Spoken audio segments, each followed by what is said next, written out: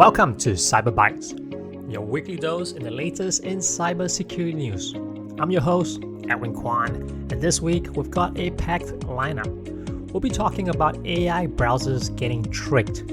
We'll be covering Meta teaming up with global law enforcement to take down massive scam networks. We'll cover a sneaky NPM package targeting Mac users, a Microsoft Teams phishing campaign that's hitting the waves, and a new insight from Google about how attackers are exploiting cloud vulnerabilities.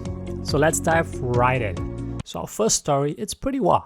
Security researchers at Guado Labs have discovered a new way to train phishing scams.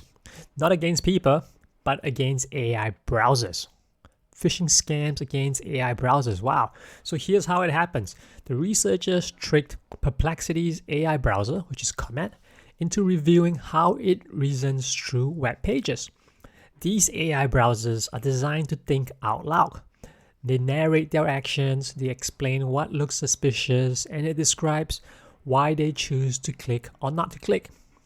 But that thinking out loud turned it into a treasure map for scammers. So the researchers intercepted that reasoning data, fed it into a generative adversarial network, and basically it's an AI that learns by trial and error, and it generated phishing pages over and over and over until the AI browser itself stopped noticing the scam. So incredibly, the whole process took just under 4 minutes. So the team dubbed it as agentic blabbering, because the AI's own verbosity became its downfall. Once it's fine-tuned, this AI-trained scam could trick any user that's running that same browser model, meaning attacks wouldn't need to fool humans anymore. They just need to fool the AI that's supposed to protect us. So this builds on an earlier vulnerability like vibe scanning and scamplexity, and it's part of a larger issue where AI assistants can confuse trustworthy content with malicious prompts. So the researchers warn that while better attack detection and adversarial training can help, a complete fix might not be possible because these systems will always generate reasoning, and that is what the attackers can learn from. Up next, Meta has joined forces with international law enforcement for a massive takedown of scam operations running throughout Southeast Asia. This coordinated strike, which is called the Second Joint Disruption Week, involved over a dozen countries. And this includes Thailand, Australia, New Zealand, the US, and the UK. Together, they shut down more than 150,000 accounts that have been tied to large-scale scam networks. These aren't your average scammers, right? We're talking about industrialized operations that's based in Cambodia, Myanmar, Laos, and Thailand, complete with business-like setups designed to evade detection. Some even had internal departments for recruiting victims and laundering money. The Royal Thai Police led the charge. They've made 21 arrests as part of the operation, and Meta's platform, which is Facebook, WhatsApp, Messenger, they all played a key role by sharing live data on fraudulent behavior patterns. At the very same time, Meta has now rolled out new tools for users. Facebook now flags suspicious friend requests based on behaviors and geography. WhatsApp alerts users about dodgy link attempts, and Messenger uses AI to detect scam-like conversation patterns, such as fake job offers or investment schemes. Officials say this kind of collaboration, combining real-time platform insights with international policing, could become the gold standard for tackling digital fraud at scale. Now, let's talk about something hitting closer to home for us developers. A malicious NPM package pretending to be an installer for the AI tool OpenClaw. Researchers at JFrog Security uncovered the fake package. It's uploaded under the name OpenClaw-AI/OpenClawAI, and before it was taken down, it was downloaded 178 times, which is enough to do some real damage. Once installed, it kicked off a complex multi-phase attack.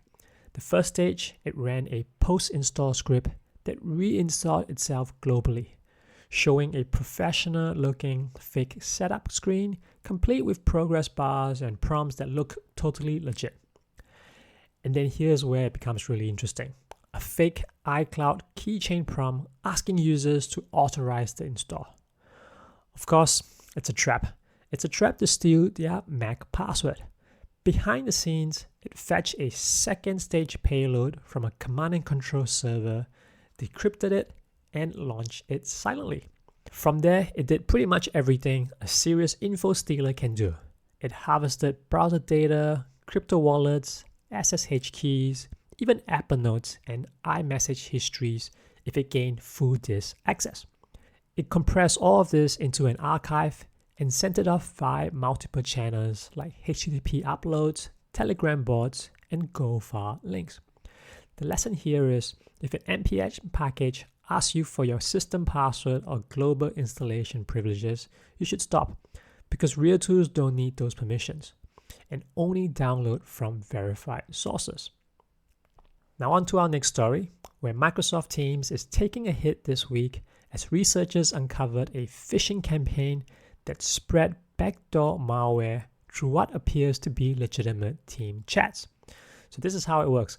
Attackers send messages that look internal using company names, fake IT requests, or even urgent security updates. The links or files inside those messages lead to malware that installs backdoors and gives attackers persistent access to the victim's machine.